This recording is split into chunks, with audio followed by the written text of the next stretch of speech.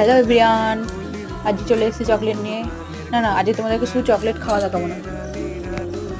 আজকে আমরা রাখি পূর্ণিমা, কালকে তার জন্য মিষ্টি কিনতে গেছিলাম ভাইদের জন্য, সেটাই ভাবলাম তোমাদের শেয়ার করি। আর তোমরা কমেন্টে জানাবে তো এই চকলেটটা কত টাকা দাম হতে পারে। এটা কিন্তু ডেয়ারি মিল্ক সিল্ক ছিল, তোমরা নিশ্চয়ই দেখেছো। বোন এসেছিল, তাই বোন আর আমি যুক্তি করে বললাম চলে যাবো।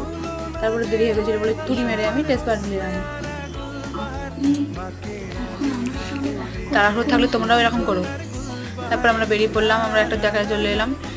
এবার আবার যাব মিষ্টি কিনতে। এই যে তারপর আমরা আবার গাড়ি করে বেরিয়ে পড়লাম। এই যে বোন, আমরা অনেক জায়গায় দাঁড়িয়েছিলাম, বহুত জায়গায়, সব ক্লিপ নেওয়া হয়নি, না হলে ভিডিওটা অনেক বড় হয়ে যাবে। তারপরে এই যে আমরা মিষ্টির দোকান চলে এলাম। এত মিষ্টি দেখে ভাবতে পারিনি যে কোন মিষ্টিটা নেব। তারপরে আমরা দুজনে মিষ্টি নিয়ে তারপরে আমরা চলে গেলাম একটা ফুচকার দোকান, ফুচকা খেতে। বাই বাই বন্ধুরা।